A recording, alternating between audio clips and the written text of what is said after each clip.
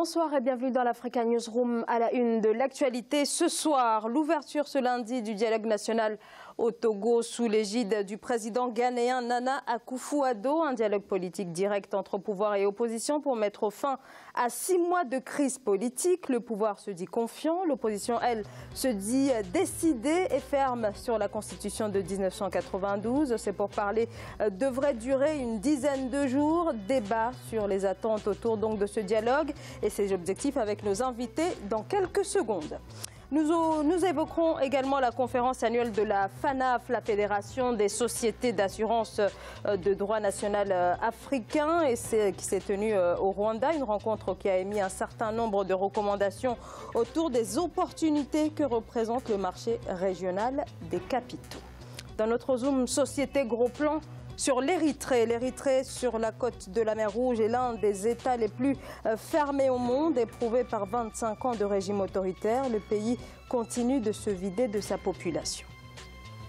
Voilà donc pour les titres et pour en débattre. Avec moi sur ce plateau, M. Barandiaï, bonsoir. Bonsoir. Vous êtes consultant en innovation technologique. Merci d'avoir accepté notre invitation. Également sur ce plateau, Madame Corinne Oriot, bonsoir. Bonsoir. Vous êtes journaliste. Merci à vous également d'être avec nous. Jean-Marie Bitomo, notre éditorialiste, est également présent. Bonsoir Jean-Marie. Bonsoir Zara, bonsoir à toutes nos chères téléspectatrices et téléspectateurs. Commençons par l'actualité politique.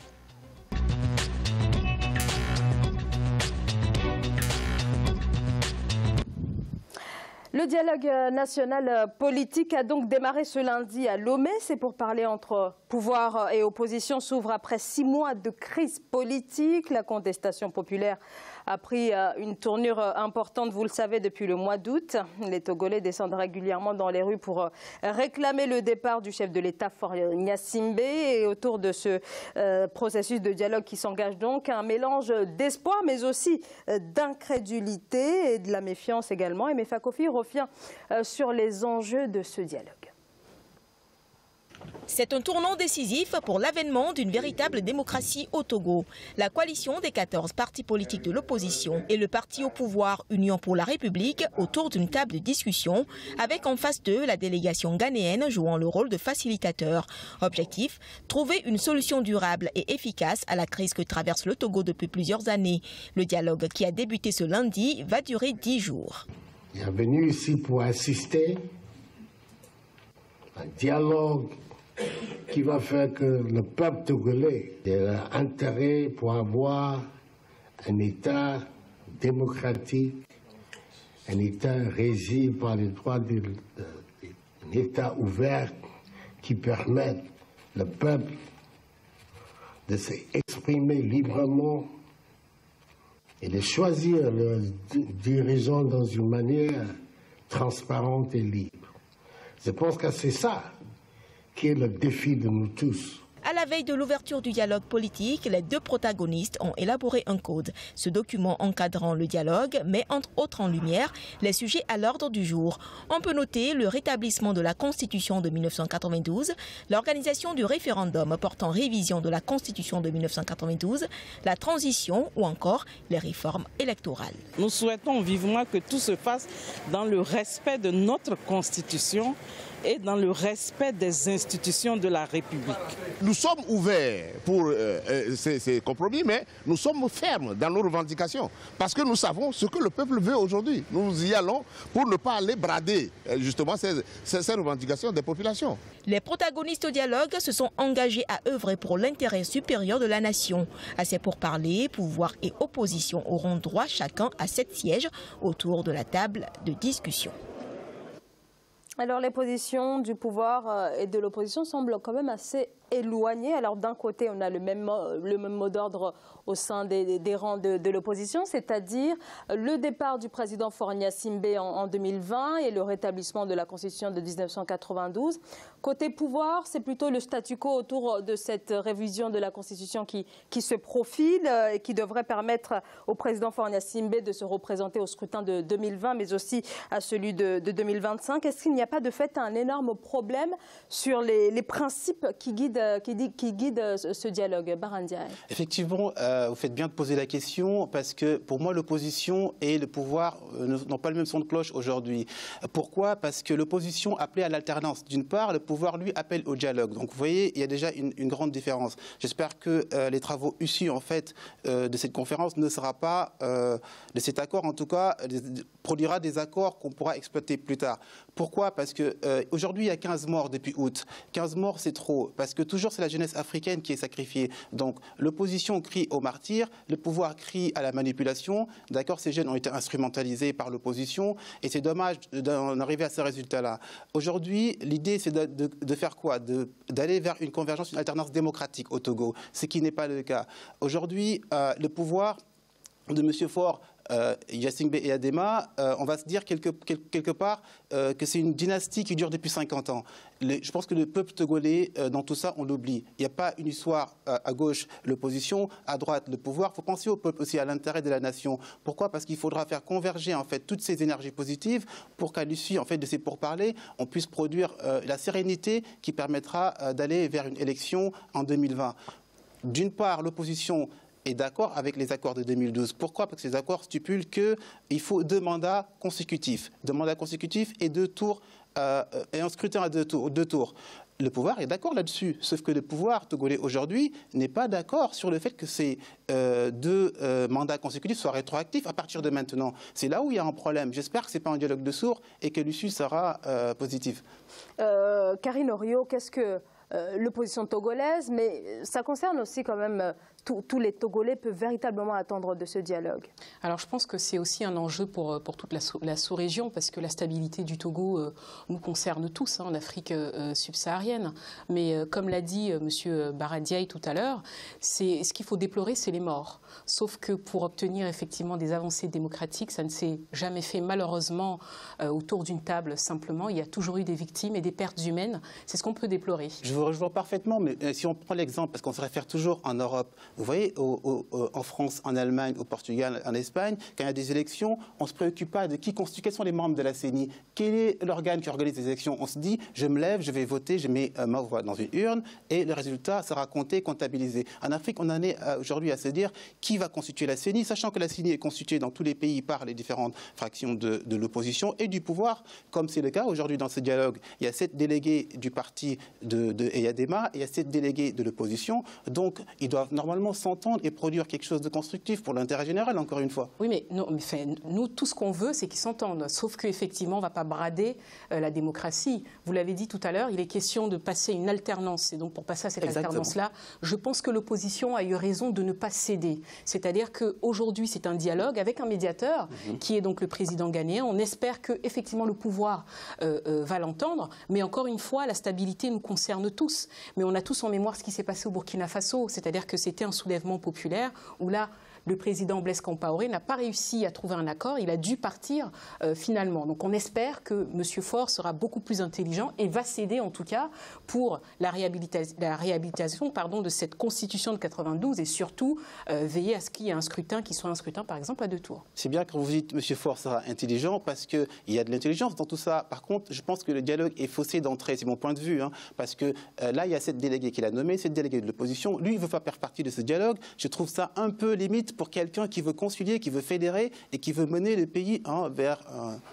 Il y a une problématique qui se pose chez nous en Afrique, elle est relativement simple. Nous sommes dans la dynamique du changement, mais les gens ne veulent pas le comprendre. Tout simplement pourquoi? Parce que nos gouvernements en Afrique, c'est-à-dire, ont toujours eu l'habitude, c'est-à-dire de durer. Nos gouvernements et nos présidents, bien sûr. Et à partir de là, cette dynamique de changement-là n'est pas comprise vraiment par la classe politique africaine.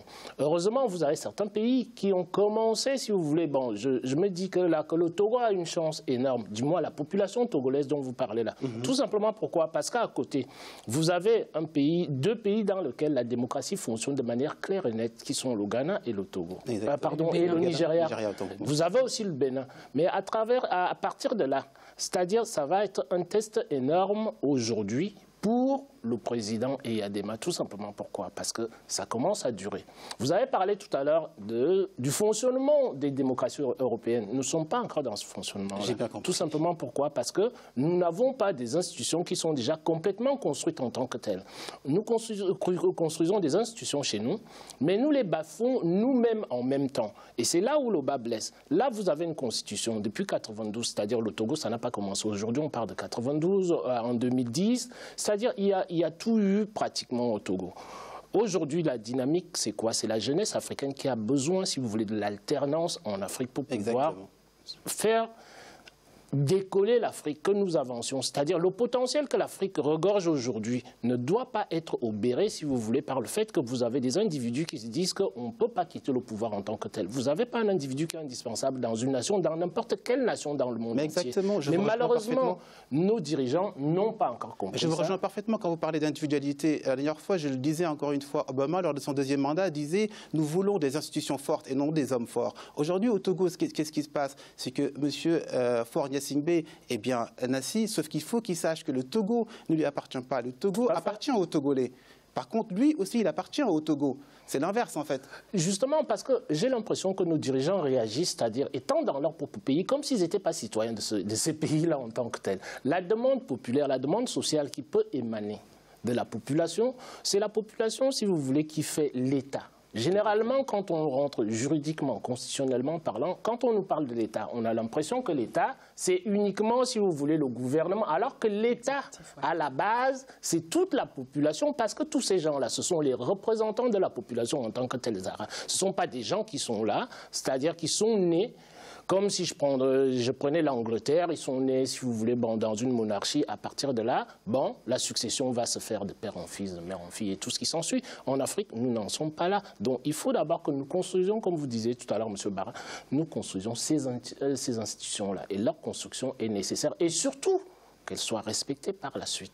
Parce que là-dessus, le cas du Togo, c'est un cas qui dure déjà, comme on le dit, depuis 6 mois aujourd'hui. Et depuis ces 6 mois-là, le pouvoir ne veut pas bouger en face. Je me demande où est-ce qu'on va arriver. Alors, s'agissant en tout cas de ce dialogue, l'entourage du président Faure-Gnassingbé a répété ces dernières semaines à la presse locale qu'il ne serait pas question de discuter du départ immédiat du chef de l'État, ni même d'un engagement de sa part à quitter le pouvoir. C'est véritablement mauvais signe, Bara Ndiaye, concernant l'issue de ce dialogue. Je pense bien que c'est mauvais signe. Pourquoi ça me semble être mauvais signe? Parce qu'il faut se souvenir de l'histoire du Togo. Après la première présidence, après les indépendances de Sylvanus Olympio, c'est l'armée qui l'a éliminé, bien sûr, et s'est maintenue au pouvoir. L'armée est revenue, c'était en 63. En 67, l'armée est revenue au pouvoir. Lors du début de mandat de M. Faure-Gnassingbé, l'armée était encore au pouvoir pour assurer une petite partie de la... Donc, évitons ces polémiques, parce que le peuple paye, les jeunes meurent, l'armée risque de revenir, la démocratie risque d'en prendre un coup, et ça ne fera pas avancer, en fait, les institutions togolaises aujourd'hui, qui est une démocratie jeune, on le sait bien, parce qu'un pays qui a traversé plusieurs phases qu'on connaît ne peut pas tout d'un coup, effectivement, j'ai parlé des exemples européens, parce que quand je prends des exemples, je prends les meilleurs exemples, parce qu'on a fait un copier-coller de la démocratie, mais la démocratie, on doit l'adapter à nos réalités africaines. Tout à fait, elle doit être adaptée à nos réalités. Là, je suis tout à fait d'accord avec vous, tout simplement pourquoi? Parce que l'Afrique n'est pas l'Occident. Nous n'avons pas, je parle toujours sur ce plateau de la notion de distance psychologique et la distance culturelle qu'il y a. Donc, pouvoir faire des copier-coller chez nous, ça ne sert à rien, Zara. Il faut que nous partions de nos réalités pour bâtir nos institutions. Alors, Karine. Aussi, ce que je tenais à soulever, c'est que d'abord, je salue le travail de cette opposition, parce qu'effectivement, qui n'a pas cédé depuis 6 mois et qui a accompagné cette vindicte populaire.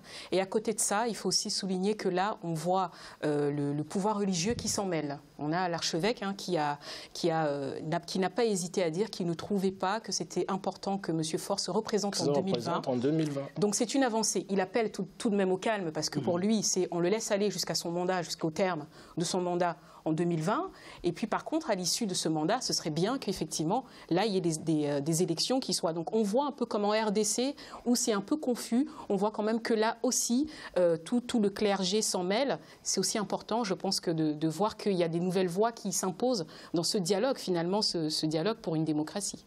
Alors, c'est quand même pas la première fois qu'on assiste à un dialogue politique au Togo. Depuis le début des années 90, c'est une quinzaine de dialogues entre pouvoir et opposition. Alors, je posais carrément la question, est-ce qu'on assiste à un énième dialogue? Baran Ndiaye. Et il me semble, et je l'ai évoqué tout à l'heure, parce qu'un dialogue qui est censé être le dernier, les dialogues en fait, sur lesquels, si ça n'aboutit pas, malheureusement, le pays va être au bord de l'implosion. Le président lui-même qui initie ce dialogue envoie des délégués. Il devrait être présent, parce que le président ghanéen est de bonne volonté. Il est là pour accompagner ce processus. Pour moi, en fait, M. Gnassingbé est en train de rater un coche. Jean-Marie Bitomo. J'ai l'impression que, comme il a dit tout à l'heure, M. Barra, c'est-à-dire les gens ne parlent pas de la même voix. C'est-à-dire il y a des objectifs qui sont les objectifs de l'opposition, qui sont le départ immédiat de Gnassingbé. Alors, on a plusieurs voix quand même. Hein. Il y a départ immédiat et aussi départ en 2020. Donc, 2020, parce qu'on veut respecter la Constitution en tant que telle. Mais là, pour l'instant, Karine a parlé tout à l'heure du cas, comment dirais-je, Sarah, Karine a parlé du cas du Burkina. Il faudrait que nos nations soient adultes aujourd'hui. C'est que l'expression populaire soit respectée quelque part.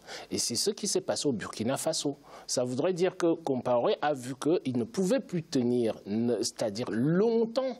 Parce que je vous ai parlé des dynamiques des changements là tout à l'heure. Cette dynamique du changement là, c'est une dynamique qui embrasse toute l'Afrique. Ce qu'on voit qui se passe au Togo là, j'ai l'impression que, bon, c'est pas la première fois. Ça se passe énormément dans beaucoup de pays africains où, bon, vous avez une certaine répression qui étouffe, si vous voulez, ces mouvements-là. Mais de plus en plus, vous avez la jeunesse africaine qui a besoin de cette alternance qui est impérative pour le développement de l'Afrique. Parce que là, nous parlons des choses politiques. Les choses politiques fixent les vecteurs de développement du pays en tant que tel. C'est ce que nous oublions. Monsieur Barra en parlait là tout à l'heure.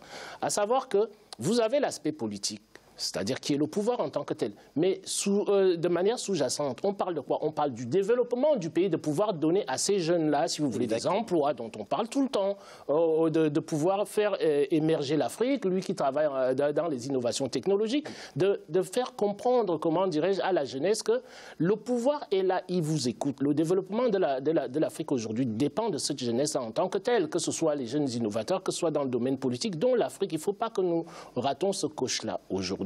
Tout simplement. Pourquoi? Parce que la mondialisation est passée par là. Parce qu'aujourd'hui, chaque mouvement qui se passe, vous avez la communauté internationale qui a l'œil là-dedans. Et cette communauté internationale, là, nous devons la rassurer. Pour nous-mêmes, les Africains, d'abord, pas par rapport à la communauté internationale en tant que telle, pouvoir assurer notre développement de l'Afrique en tant que telle. C'est-à-dire, c'est le premier challenge, c'est le mot que je cherchais, le premier challenge que l'Afrique a à se poser aujourd'hui, d'accepter les alternances. Alors, on va, si vous le voulez bien, marquer une courte pause. On va continuer de parler de ce qui se passe au Togo, ce dialogue politique et surtout le rôle que joue le Ghana. Restez avec nous, à tout de suite.